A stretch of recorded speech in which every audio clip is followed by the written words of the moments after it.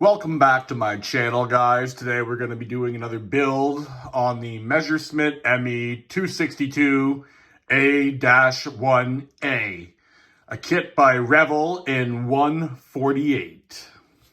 I've gone ahead and removed all the plastic pieces except for the windows from their bags to help get them on the camera.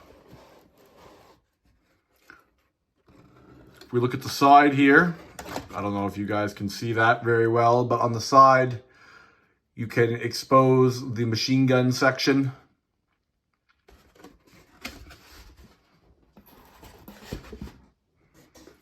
So here we have our windscreens. One of my favorite things about looking at them is that I can tell there will not be much to tape them. It'll be a rather quick and simple job. Next, we have our rockets and our main wings here. I thought there'd be more detail on the kit itself. Maybe this is the way the ME 262s look. I think the kit is just not a very detailed kit. But that is all right. The kit still appears to be fun. And I'm a new and inexperienced modeler, and I got this kit for cheap, so I can't complain. Lots of little pieces in there. The landing gears, which I won't be using. I'll be doing a closed variant. I believe these are the two bombs. The nose. Some of the... No, that's for the machine guns. There's one of the 4 machine guns for the front nose. This kit does come with 2 pilot figures as well. These are very detailed, I found. This guy here, I was looking at what might be in his hand. I believe, sorry, that's paint on my nail too from a previous video I was just recording. But I think this is a wash mitt, and this guy is supposed to be washing the plane. I don't know. And then we have this guy with his captain's figure and his crew bag, I guess. The rockets here. More of the machine guns.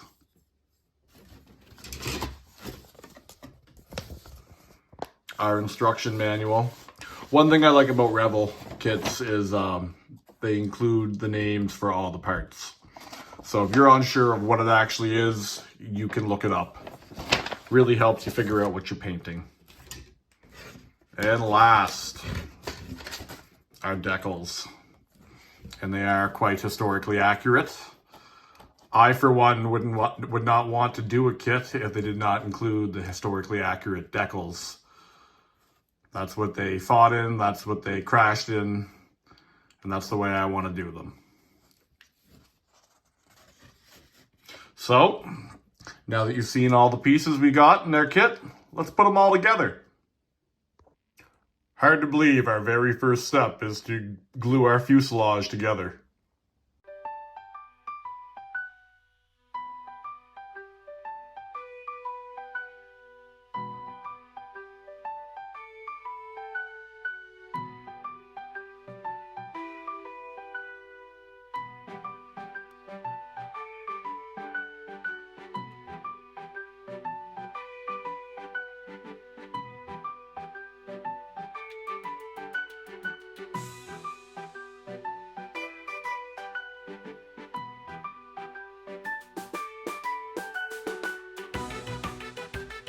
So our base coat and interior coat is going to be a dark gray, or I'm using slate gray.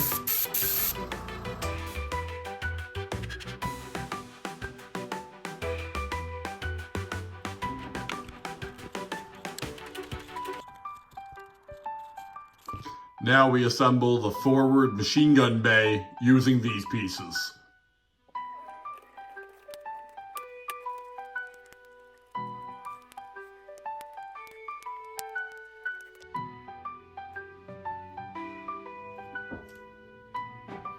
Front machine gun bay assembled. That was a little troublesome. Look at all that little detail.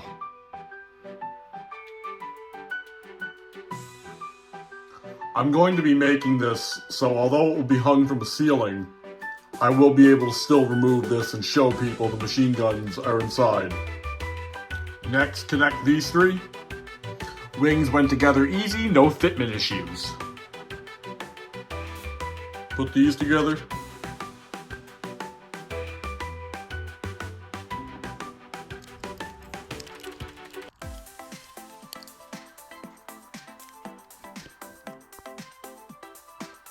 Now that our engines have been filled with some putty, it's time to mount them to the wing frame. I'm having fitment issues with the far one, so I'm gonna let the glue dry and then fill it in with some filler putty.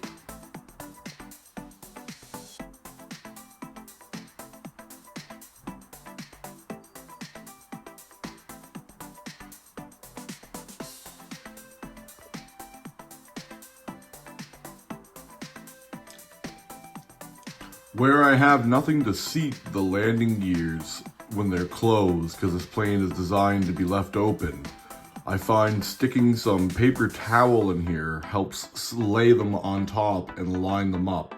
Sometimes you'll have to remove them, do a couple test fits, and just to make sure you got the right amount of paper towel stuffed in. As you can see on the forward gear, the two retracting flaps were not sized properly for the hole. And this plane was designed for an open nose only. So I'm going to have to put some filler putty in there and then recut the relief line where the two flaps would split.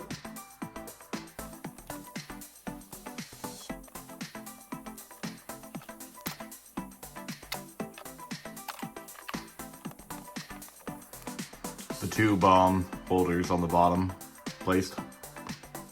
Before joining these two pieces, I just wanted to take the time to show you all the little areas I've had to use filler putty on and then come back and sand. This will really help our overall finished product look amazing.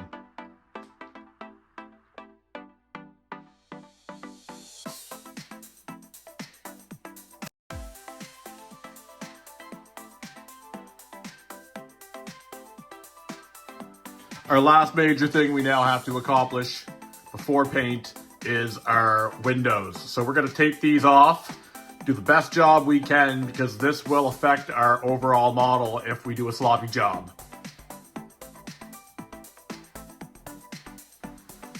Our windows taped up. There's a few pieces to add before mounting these. Like our forward gun sight, as you can see above the cockpit. Or our armor plating behind the pilot's seat. Remember, when gluing your windows on, less is better. I really believe I did a good job placing this. Actually looks to be on there quite nice.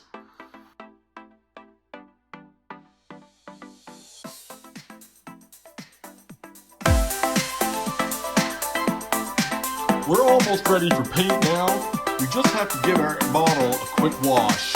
For our primer, we're using Stormy Gray.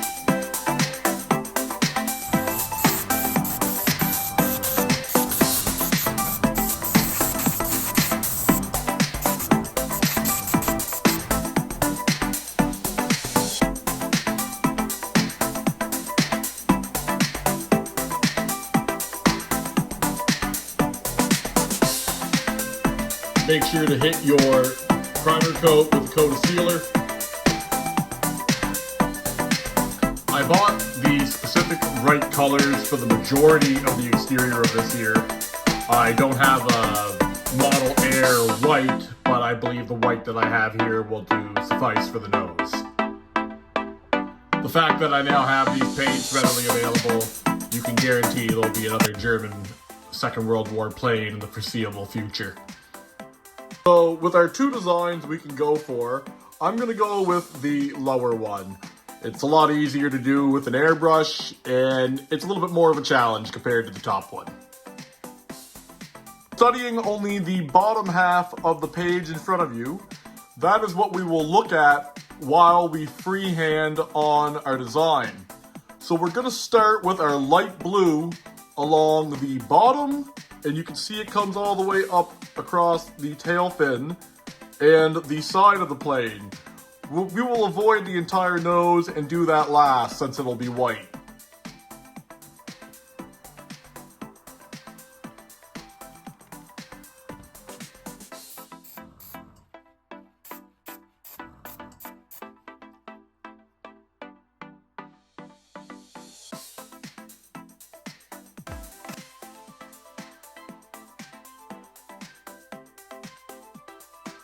Once again, we're going to revert back to our sealer.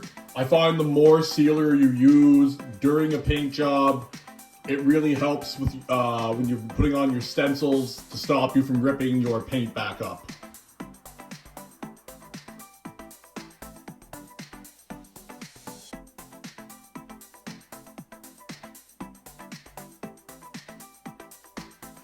Through trial and error, I've learned how important it is to mask off the plane.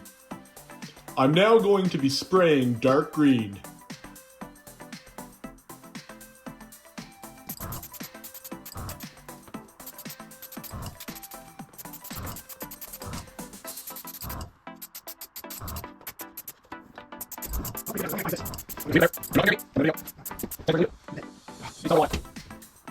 Alright guys, now we're going to be spraying our brown violet.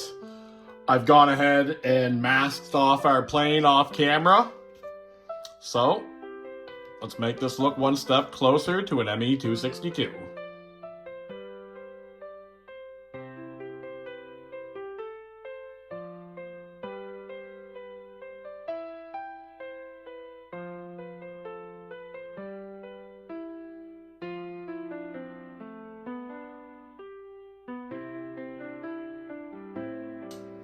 I painted the center top of the canopy off camera. It's important to make sure that you have it centered and evenly distributed on each side, the paint that is I'm talking about. Now time to do our nose cone white.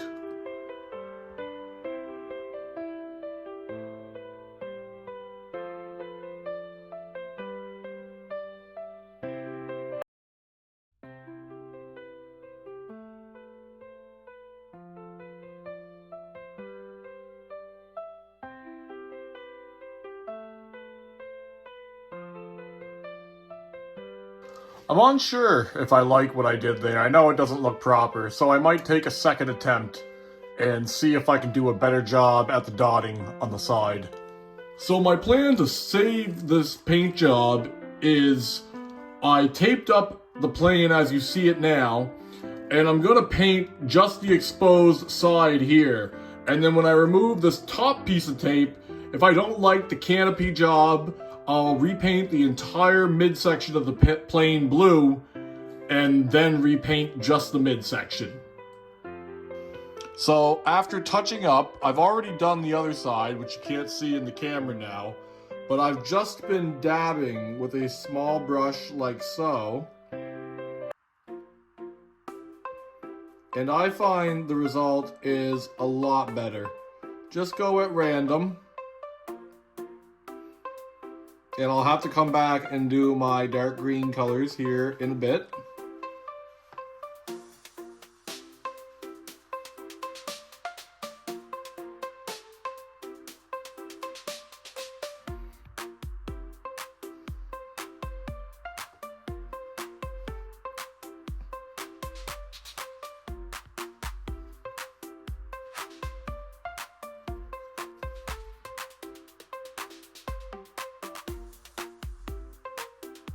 Now that I have removed the masking kit, I'm extremely happy that I redid the paint job.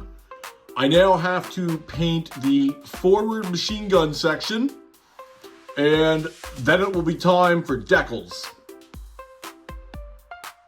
Now that our machine gun bay is taped up, it's time to put some dark metallic on.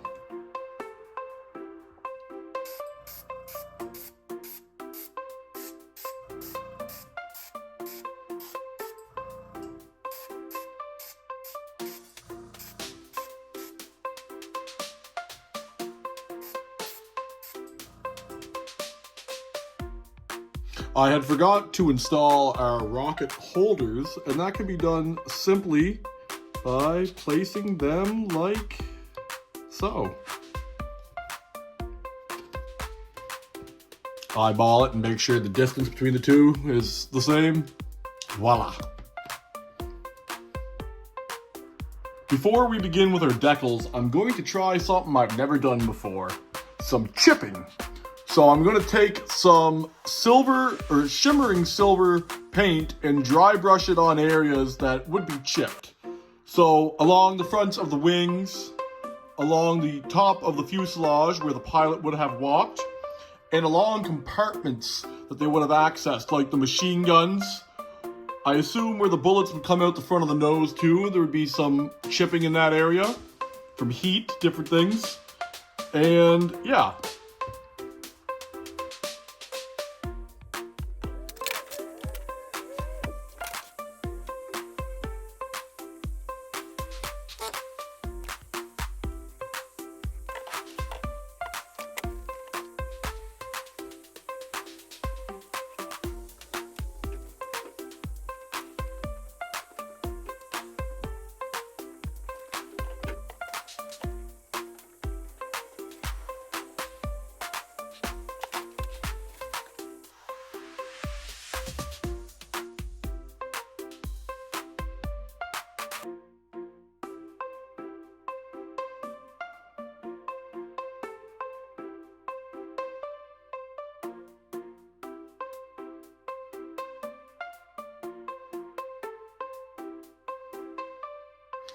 Just wanted to take the time before I put them away to show you guys the figures.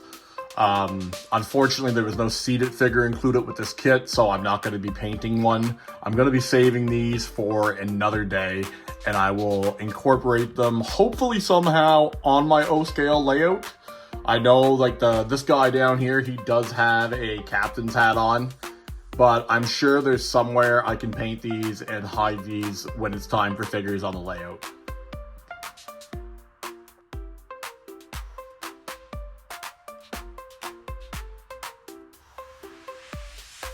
Our decal sheet, and the first decals we will be applying just to test if these are too old and brittle.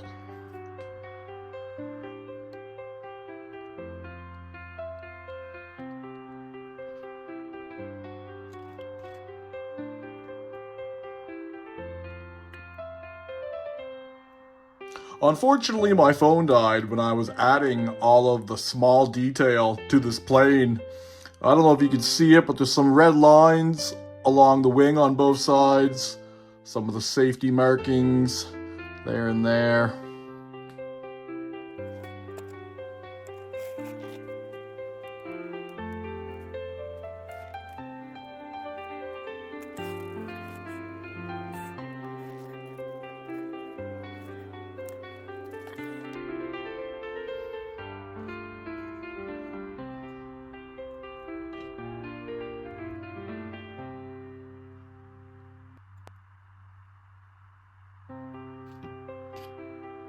Out of the 10 model airplanes I've built in my life, this is the first one I've decided to go with all of the stickers included.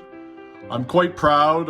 I mostly build with secondhand kits, so the decals aren't always of the best quality, but this one here, they all went on rather nicely.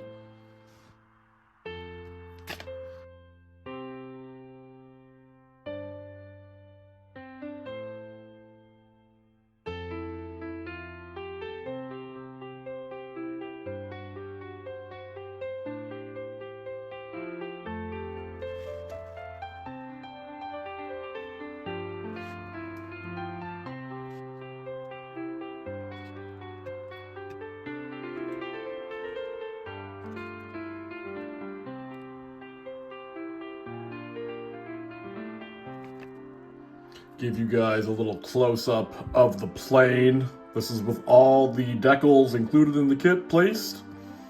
Now we have to put a thin layer of microsol, let that dry, and then it's on to a black wash.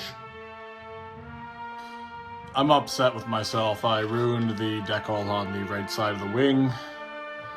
I guess some aircraft from that era only had markings on top of one wing, but yeah, it sticks out. Unfortunately, nothing I can do. Now we give the entire run of the plane a wash in our Vallejo black wash effects.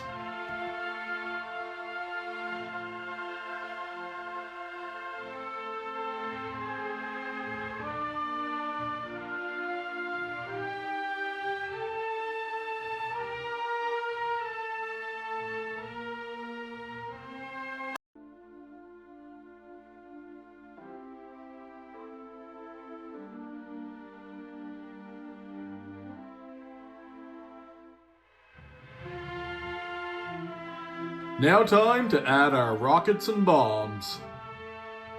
Now I'm going to try some weathering powder just down the side of the aircraft with some Vallejo Pigment European Earth.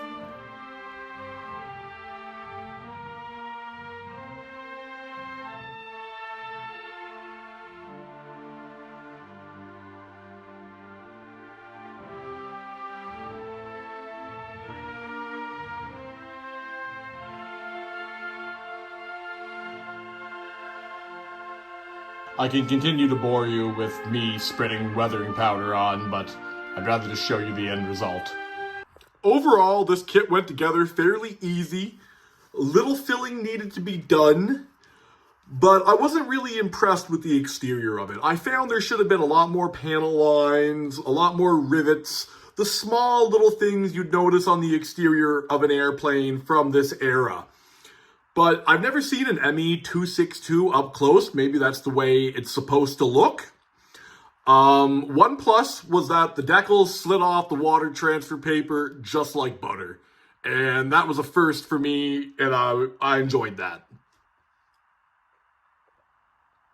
That about wraps it up for this build video. Here is my finished Messerschmitt ME 262A-1A. It was fortunate for the Allies in World War II that the true potential for the ME 262 was not realized.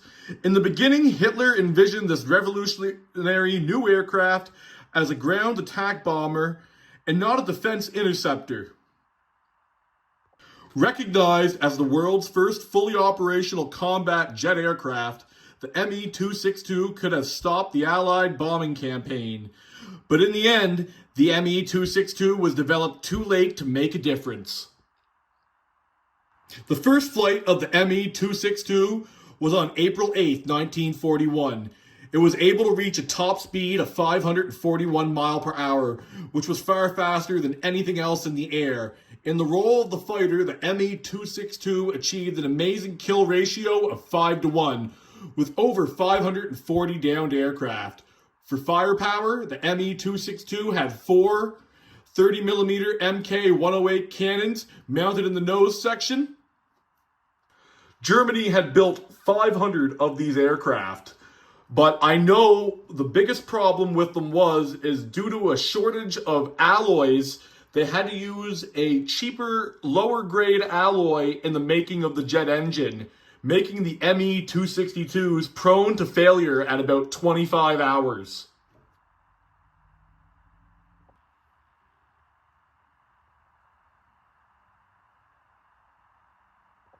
Showcasing the machine gun bay with the top compartment removed.